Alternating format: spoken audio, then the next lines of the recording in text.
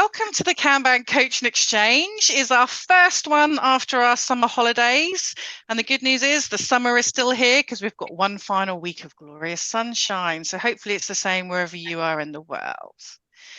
So tonight, I'm very honoured to have my good friend Andre Suman joining us again. Brazilian living in the US.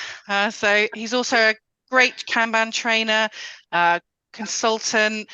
He's really the all-round kind of like Kanban package if I'm going to kind of like big him up really, so that way he can't let me down later on. Kenny's got to bring his own game.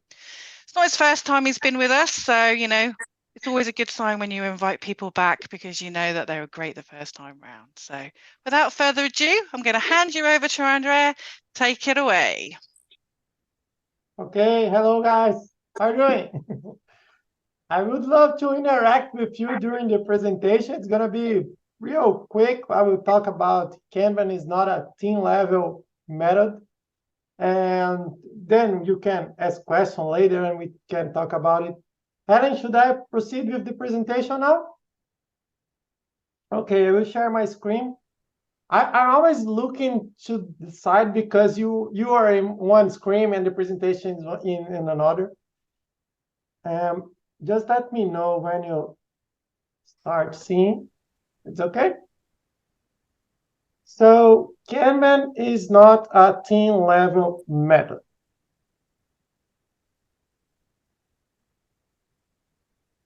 Well, I'm Andre Suman. As Ellen said, I'm Brazilian and I'm living in US since 2019, so 4 years. You can find me at andresuman.com. I have an Instagram related to Agile and Kanban. It's andresuman.kanban. In LinkedIn, Andre Suman Pereira. There's a last name Pereira there. And my personal Instagram and YouTube and Twitter, now call it X, right? Anything. I think I'm the only one Andre Suman in the world because I only can get the login Andre Suman in social media. I work to BRQ, a Brazilian company. They have operations abroad as well, here in US. I'm a Kanban trainer, so I teach the TKP, KSD, the classes from Kanban University. I live here very close to Baltimore, and I love sports, so I'm a fan from Ravens, Baltimore Orioles in baseball. And since I'm Brazilian, it's called football, and it's not called soccer, right? But here in US, we can call soccer a little bit. Well, I'm a sports fan. I'm a huge sports fan, and today the National Football League is starting here. I would love to root for the Ravens during the season. Well, Kanban is not a team level method. I would not try to say anything controversial about that because, as you know, I'm a trainer, so I teach Kanban for teams. The TKP training course is Team Kanban Practitioner. So that doesn't make sense. I just say Kanban is not a team level because we use Kanban as a team level method, but I have some kind of analogy here so you can understand what I mean. Do you know what it is? Who have these at home? Do you have it? What is this, Aline? Could you say, please? Alexa. This is an Echo Dot, the Echo Alexa, Dot, right? Yeah. And using Kanban in a team level is the same to use Alexa just for this. Alexa, play Spice Girls.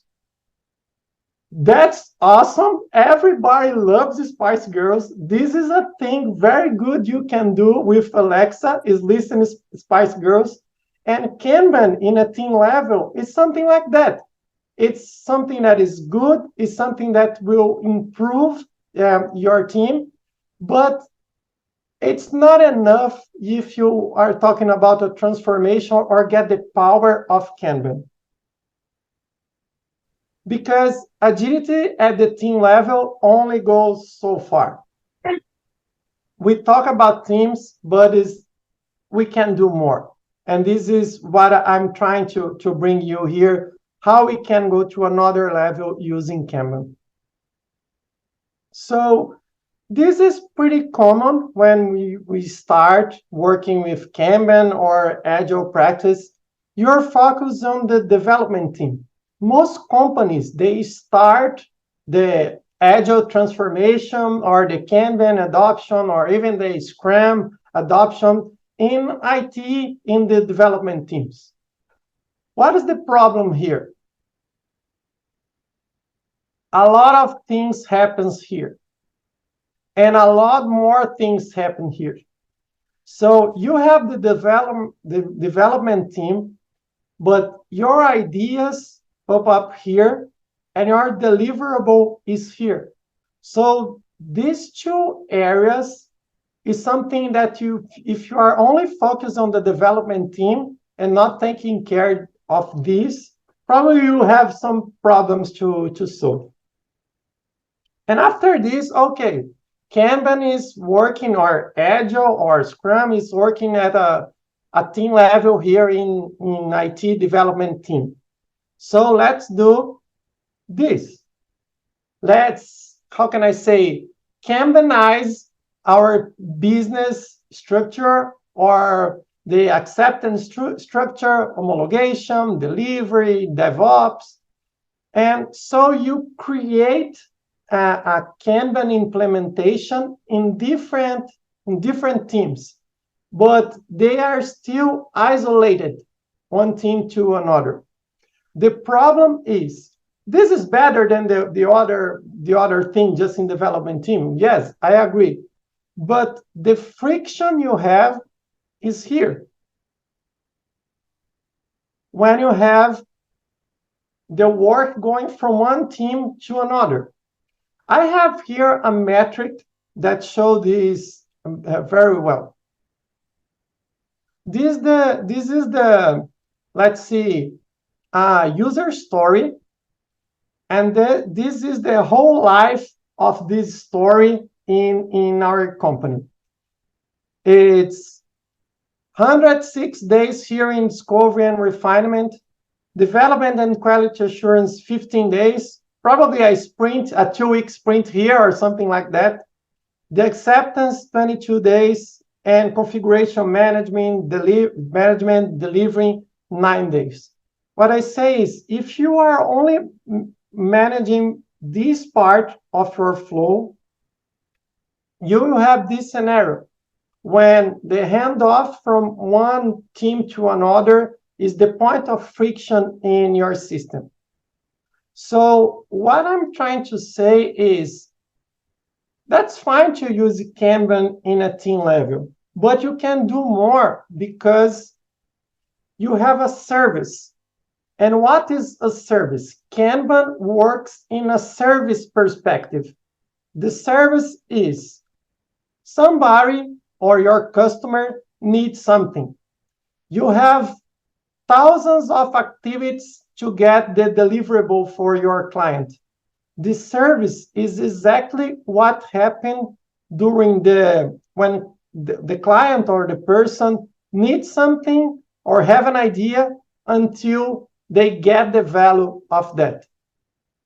Using Kanban as a service level is where you get the power of Kanban, because Kanban was developed or created looking for the service, looking for the understanding when you need something and you deliver something to your client.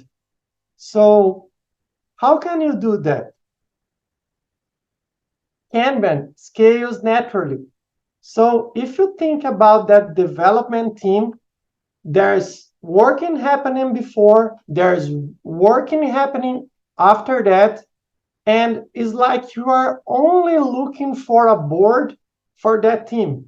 You can like scale, stretch that, and see the workflow end to end. This is what I mean to use Kanban as a service level. And doing that, you will see here, I have like Jira. You can do that in the wall if you want, Trello or anything.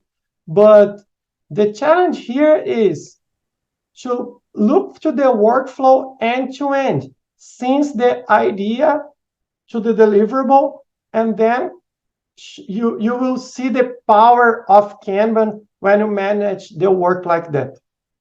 I will give you some examples when we start looking for the service, what happened, or giving you some tips to how to manage the service and not only the team workflow. So first of all, we have a point in your service, your end-to-end flow, we call the commitment point. Here you have the ring, right? When you commit. So the commitment point in your workflow. To the left is what we call upstream. To the right is what we call downstream. Downstream is when we deliver the work we committed. So sprint, for instance, is downstream because you have the work committed for delivery. If you are working with Kanban doing replenishment, every time you replenish, you go to the downstream here. And the upstream is the part when you refine and select options. So here to the right, work you are committed to deliver. Here to the left, you have options. You are having ideas. You are refining that. Most of companies start using Kanban just looking for the downstream. So what I'm saying is, if you look for the workflow, you can manage the workflow end-to-end, and you could consider the upstream part, that is when you refine and select your options. And what happened in upstream?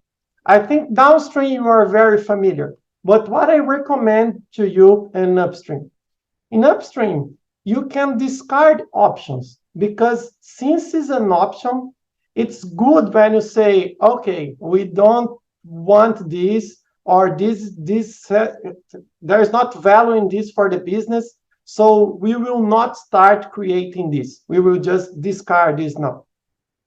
You can have functional refinement. On upstream is the place that your product owner, business analyst, they take a look on that before the commitment for the development team. So the refinement is something that's always happening in upstream, because everything you are refining is an option to you. The definition of ready. I love to create my definition of ready right before the commitment, because I need to know what is the definition for a thing to get started as a working, something that will work.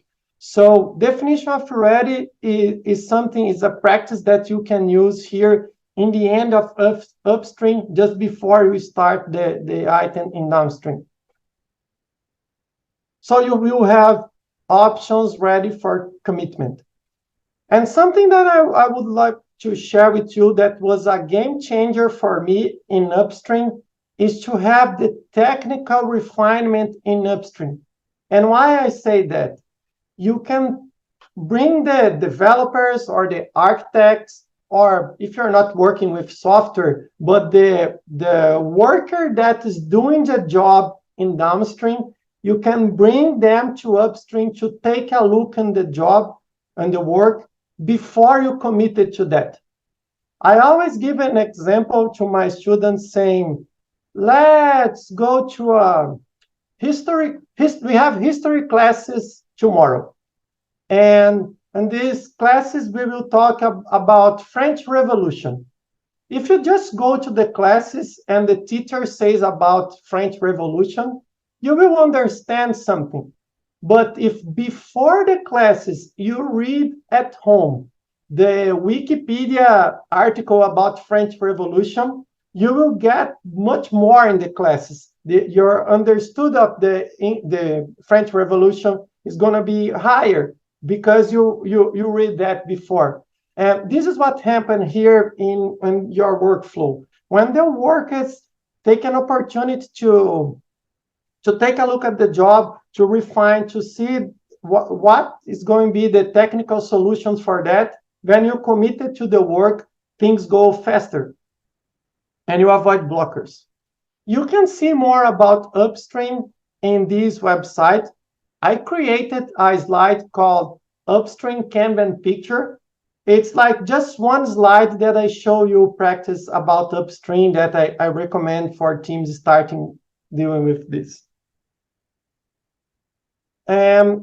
You can also have cadence in service level. I'm sure everybody here knows cadence like the daily meeting or the Kanban meeting. The approach here in the service level is you can have the meetings with your team in a team level, but makes sense to have cadences in a service level because it's an end-to-end workflow. So since you have the replenishment for your team, why not you have a replenishment in the beginning of the workflow when you talk to the workers in your chain to, okay, now we're starting this thing. This is the work we are going to do now. Everybody in your end-to-end flow will be aware of what item is arriving in your workflow. You have the Kanban meeting every day. Why not have a Kanban meeting every week with the workers in the service level, not in a team level? Because if you have blockers, if you have dependencies, it's something that is very fast to align during a 15-minute meeting. So we recommend the workflow Kanban meeting. You see the name workflow here. You have the team replenishment. Now you can have the workflow replenishment. You have the team Kanban meeting. You can have the workflow Kanban meeting. The flow review. Since you have the retrospective in a team level, you can have a flow review with every team related to the end-to-end flow together. You can discuss about collaboration, blockers, and things that are dependent in one team to another. And of course, the block clustering. Sometimes it's inside the flow review, but if you have a lot of blockers and team dependencies that one work will wait for another team, it's good to have a block clustering and discuss with the teams in the end-to-end flow how you can manage that for the next implementations. Well, this is a part of the Kanban picture, the upstream and then delivery Kanban picture together. So I have as I said, the upstream Kanban picture. I created also the Kanban picture that's for downstream. And what you see here is you have, I'm sorry, it's in Portuguese here, but you have class of service, definition of ready, the replenishment, commitment. So I'm trying to say you need to manage your end-to-end flow. Kanban is good in a team level, yes, but end-to-end flow is better. And the customer lead time. This is something that is very related to the service level because the time to do something is not the time the customer waited for something.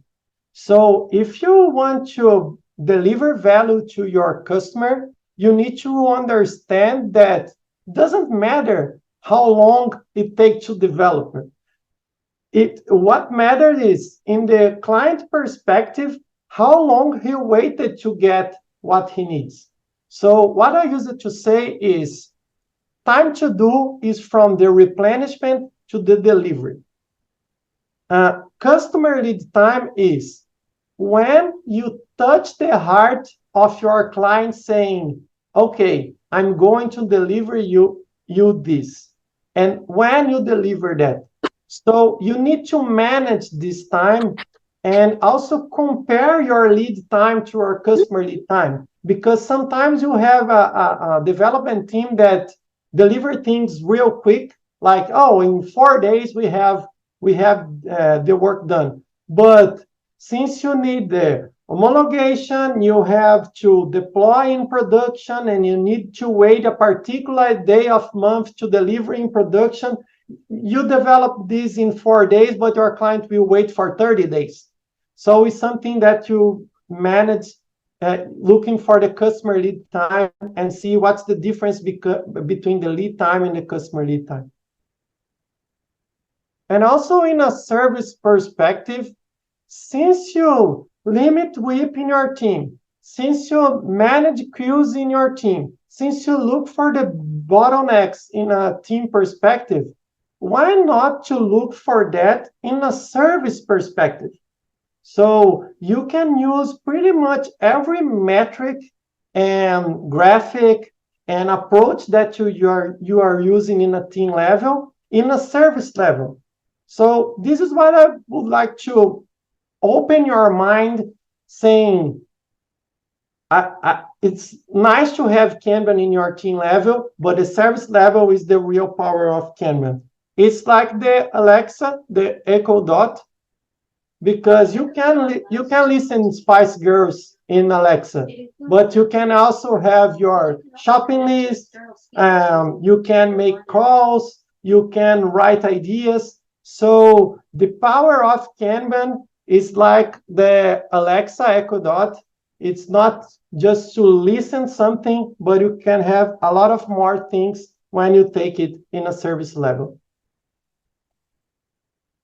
Well, guys, this is what I want to share. You have here my website and the newsletter if you want to know something more about. There's an English version of my website. English is not, you realize, of course, that English is my second language, so I try to do my best here. And if you have questions, then we can talk more about that. And thank you, Ellen, for the opportunity. Anytime, my friend. Let's give Andre a round of applause. Okay, so what questions have you got from him? You can either ask directly, put your hand up and we'll form a queue, or if you don't feel so happy to ask your question out loud, pop it in the chat channel and I'm happy to ask it for you. So have a little bit of a think about some questions that you've got, and I'll kick us off with one while you're having a ponder. So definitely, Andre, I see the value, it's preaching to the converted here, of having an upstream and a downstream system. Quite often, though, upstream systems are owned by people outside of the kind of like delivery space. How can you work with organizations to see actually maybe product or business discovery need to have one of these things in place? What top tips have you got, which like us delivery folk could go in there and, you know, start having that conversation? Okay, good. First of all, I'm sorry because every Alexa in your in your homes played Spice Stop saying Girls, it! Stop saying it! And well, what I did, Helen, when I worked in a big bank in Brazil, implementing Kanban, was you bring the business people to the same room of the development team and say, how can we manage the workflow? Because the product owner has everything in their mind, in their computer, in their Excel spreadsheets. So take a look how the development team work in a well-organized form with a workflow. So product owner, don't you think that you can use the same so we can take a look end to end? So I have this conversation in the same room with people, trying to, because sometimes the people from the business say, what is this agile thing or Kanban that they're working? It looks like organized. And so can we get something ideas from them to create here a well-organized thing as well? So I think it's a good start is to, okay, product owner, I know you have a lot of things to do. Let me help to organize that. And we will see it's a work perspective, not the worker perspective. I think this is the point. Wise words, my friend. I've also, when I've done it, I've just built it and maps the work on there, because you kind of know. And sometimes people don't realize they need this thing. And I always say, build it and they will come. So sometimes you just have to put something in place and start using it to be ready to show others. All right, we've got a question from Daryl. How do you implement in a siloed organization where every function in the end-to-end flow is its own team or app? Oh, okay. That's a good question because I forgot to say this during the presentation. But in a service perspective, doesn't matter if your service is through one team or 10 teams or anything. Even if you have silos, the key point is you will manage the workflow through the silos. So in a service perspective, is not a prerequisite that you have just one team working in a service, because actually this is very rare. You will have different teams working in a service perspective. So the point is how you visualize the work through these silos, and you can manage these points of when the work go out of one team and inside another team. So to manage the service, you don't need just one team. Okay, so hopefully that's all right. And Louise, does that answer your question as well? Because your question is around how would you implement this workflow where there are several squads and multiple dependencies? So I kind of think your answer sort of like nailed it there. Yeah. As I well. said my presentation was about one service, right? But of course, in big companies, you have multiple service and you have dependencies between the service. So it's a hard game to play, but it's possible. Yeah. but it's like it's pretty much the same, but in a scale level. Yeah.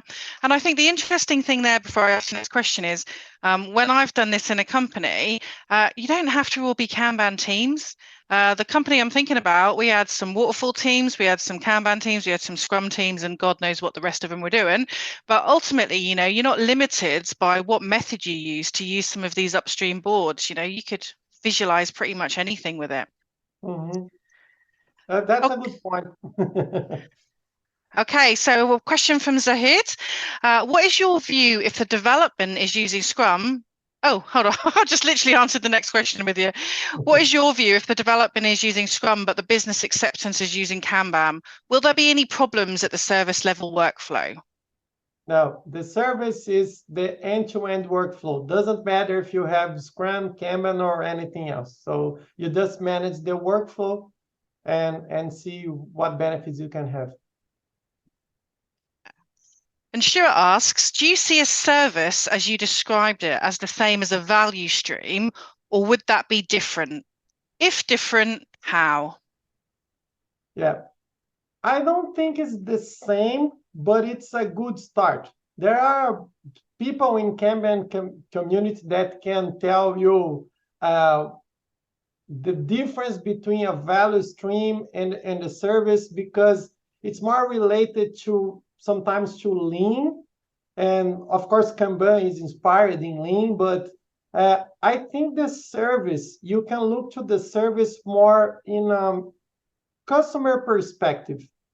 And the value stream, maybe you can have different services in the same value stream, depends of the product you are doing off or your company. But that's a good start. I think if you at some point you did the value stream mapping, it's a good starting point for the service. Look the service end to end. I don't know, Ellen, if you have some opinion about that, about the value stream and the service doing the something, but I saw some people saying that's not pretty much the same thing. I think it depends what you mean by value stream, because there's lots of different definitions out there. But certainly an activity that I do when working is understand the life cycle of a thing that comes from one part, from the point where it's an idea in somebody's head through to the point where it's delivered. And ultimately, I'm looking at that whole stream of work, and that's the stuff that ultimately would then get managed on those end-to-end portfolio, your upstream and then your downstream boards. Different to kind of like the value stream mapping, which is a way more formal technique around that. But equally, value stream for some people could mean like the product lines that people are using. So I have seen lots of different definitions. So unless Stuart is going to give us a little clue exactly what he meant, if he's still here, maybe not. Are you there, Stuart? No? No, he's not going to tell us unless he puts an extra message in there. Oh, yep, yes, but he's got no mic ready though. You could have just mimed for us, Stuart. We could have had a little guess from your actions. So Daryl's also saying, sounds like you need a special team or person to cross collaborate and make all this happen. It's good when you have somebody that have a Kanban expertise to do that, like us, we call the service delivery manager or something like that. It's the point is how you can manage the work in a service level. Not necessarily need a role for that in your company, but it's good when you have somebody that, okay, let's see in a service perspective. This is pretty much what a Kanban management professional can do. So when you attend a Kanban University training course, KSD, KSI, we are just teaching how to work in a service perspective. So as I said, not necessary to have this role in your company, but it's good when somebody have an act to, okay, I will try to see everything end to end and talk to the teams. Okay. Daryl's on fire with his questions tonight. Any tricks to get people to start organizing the work and visualize it using a tool, especially if they've just been using Excel as a project plan and have a project manager, always following up across the team? So any tips and tricks to start get organizing? Yeah, when you're in the office, you can use the wall because this is something I use it a lot just to see with sticky notes in the wall. But now people, I don't think you need a tool to start with Kanban because there are so much tools for free in the internet. You just need to visualize something. Miro, Mural, it's something that's good to. It's a good start. Some companies they have Jira, Azure DevOps, but the key point is just visualize. I think this is what you need to do. And first of all, you need to visualize the workflow as it is in the real world. So don't try to create the perfect workflow and include it in the tool. No, just take a look in the real world and visualize what is happening. But that's all right. I mean, a lot of people haven't got a physical wall these days anymore. But I guess it's easier said than done sometimes because a project manager, you have some tools in your toolbox and a Gantt chart or your plan where you're looking at percentage completes. These are kind of like critical to your project. And how do you go about actually having that conversation to say, well, we do plan, but we do something in a slightly different way. So maybe we don't need that thing anymore. I think we get the fact that you can visualize it, but how do you go about having that conversation to say, let's do something different? Yeah, I think it's more related in this management level to the metrics I show you, like the customer lead time and the facts that are happening. In my experience, I learned that managers love beautiful graphics and colored things that show him how much money they are spending or how fast they can deliver. So when you use this in a service perspective, I think you encourage them to, okay, this guy know what he's bringing to me, and this is could be useful for our business because it's better to do this way. Okay, good. I like to challenge you and push you on your answers.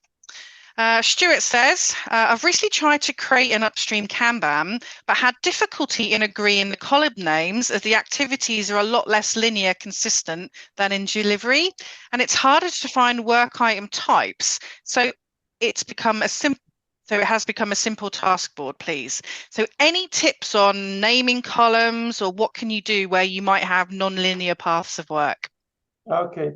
Yeah, Stuart, but we expect that in upstream, we have a nonlinear work because you are dealing with ideas. So for instance, okay, let's take a look and refine this. And then the technical team take a look to the technical refinement and said, no, this is not going to work like this. We need to change in a business perspective.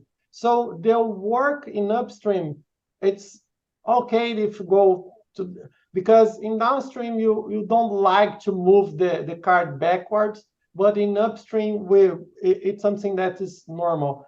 My tip is don't try at the starting point to do like in downstream, that you have the columns for queues and job done, like for development, development, doing, done. Something in upstream, you can think like more in refinement session, think about the workers that work in your upstream. Maybe a good starting point is when we have a handoff, probably we need another column. So start with this, and then later, since you have the workflow, probably you will modify your board and you create other columns since you are learning how to deal with that. And I think linked to that, one of the questions I'm often asked, I'm interested in your answer. On some of these upstream discovery boards, work items change. Well, I suppose the work item doesn't. It's still like a story, but in effect, sometimes on the board, it starts off life as an epic, like this huge thing. And then ultimately, as it moves through that board, it becomes a lower level story, the thing that the delivery team is then going to take. And I was interested when I saw your chart earlier on when it said, it spent so many days in that kind of analysis and that discovery phase. How do you deal with collecting things like lead times and managing the breakdown from epics into user stories on your boards, but still get the times that you need? Good question. Well, first of all, on upstream, if you take a look at upstream Kanban picture, you will see an elephant that I split in a horse in a call. So I recommend that in the upstream, you have different size of increments, like epics and epic, you will split in different stories and something like that. The point for me is you just start the lead time in the commitment point. And so you will have this in a story perspective. Since you are working in upstream, there is a particular point in upstream that you certainly have enough information to say, okay, this is something that we are going to commit early or soon. So I think this is the point you can start to take the metric or the customer lead time or the cycle time. But in an ideas perspective of your, or if you have a big epic that you are still splitting, I don't think there's value to just have the cycle time at that point. So it's things like just making the right choice. The focusing upstream to get your options and make the right decision what you're going to include to downstream. And I think another real benefit of those upstream boards is it gives us visibility. So teams can do their planning, they can organize their third parties, they can make sure they've got the right skills. So, that plus understanding how long that work comes in, like super beneficial. Okay, I've got another question for you. They're coming in thick and fast. Andre, when we see the flow from end to end, several people who have different opinions work together. How to deal with resistance between all parties? That one comes from JS. It's good to see the workflow, but of course, in end-to-end, that you have people that are committed to some part of that work. So I actually working in a service perspective, I don't see like resistance between all parties, because everyone know what is the part of the board that they are in charge at some point. So making the right decision in the business area and delivering with quality during the development. And it's good because when you take a look on the service level, I think what happened is actually the opposite of resistance. Is okay, now you're the development team, and the product owner knows that if he do not have things here in definition of ready that we can start, it's visible that we don't have anything to do. And if you don't see that, probably the product owner will say, okay, you just start this because we need to deliver. It doesn't matter if the prerequisites are all right. So I think if you see the workflow end to end, it's going to be the opposite of this. You will see more collaboration in your workflow. Okay. Hopefully that answered your question there, JS. Oh, here we go. So we've got another one in. I then thought we were out of questions.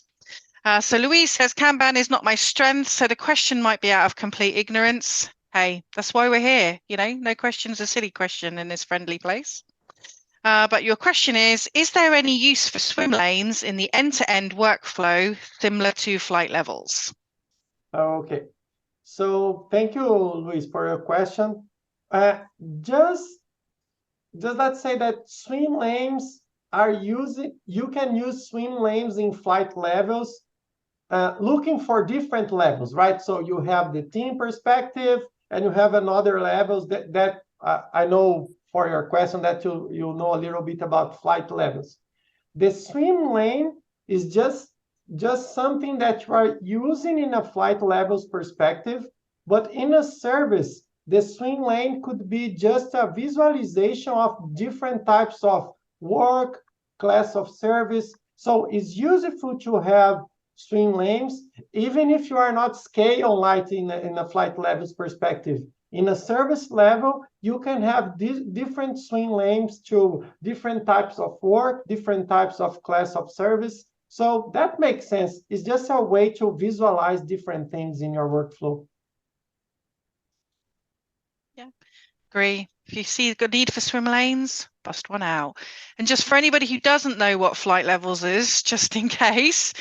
So level 1 is normally like your team level, but probably uncoordinated. Level 2 is where you might have 5 teams working together. So you might use a level 2 coordination board to give them guidance, and you might have some cadences around that. And level 3 is more your strategy. Strategy could be your portfolio of work, or maybe your outcome key results within your organization. Yeah, just in case anyone didn't know. All right. Any more questions? Whoa, Stuart's got another one. I had £1 for every question. This is good. I love it. Following on from your question, Helen, about epic splitting into stories, e.g. you split one epic into 20 stories. When that happens, I'm never sure what to do with the epic ticket. What do you recommend? Well, now using Jira, all my epics are in the backlog column, because I don't use the epic in the workflow. I just use the stories in the workflow. So when I'm splitting, I'm just keeping the epic in the backlog column. I see people working with epics in 2 different perspectives. One is you have the epic, you have the stories inside your epic, and at some point, all the stories are done, and then your epic is going to be done as well. So the epic just have the to-do doing done, because since you start the first story in that epic, it's in to-do. Since you finish the last story in that epic, the epic goes to done. Or you just keep this in backlog, and when you think, okay, everything about this epic is done, I will just put the epic in the done column, and that's it. So you aren't tracking the epics through the upstream stages? Stuart asks. In the product I'm working now, no, but I think you can track this in upstream just to say, okay, an app, you can have actually, if it's part of your workflow, you can have just a column to, okay, now I will split the epic in small stories. So in upstream, you can have the epic just in a particular point, and then after that you will track the stories. But for sure, I don't think you need to create complexity to use your epic during your whole the end-to-end workflow. That doesn't make sense for me. You can do that, but I think it's just too much to manage to take an epic tickets during the end-to-end workflow. Mm-hmm. Okay. Any other questions? Get your money's worth while we've got him for free.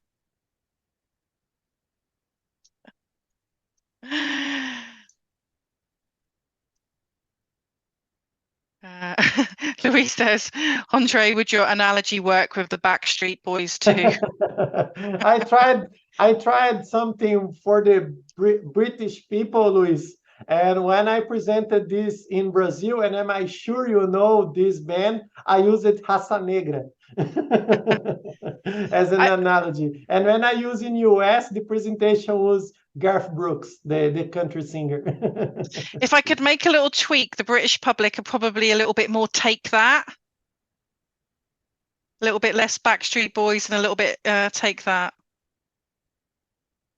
I think you prefer Spice Girls, didn't it? Oh, Stephanie, do you have any resources to dig deeper into the difference between services and value streams? Actually, I'm not very familiar with value stream because in a lean perspective, I always work with Kanban. I don't have any sources to recommend now, but I think if you want to take a look in value stream, I recommend you take a look in a lean perspective, like using reading lean content about that.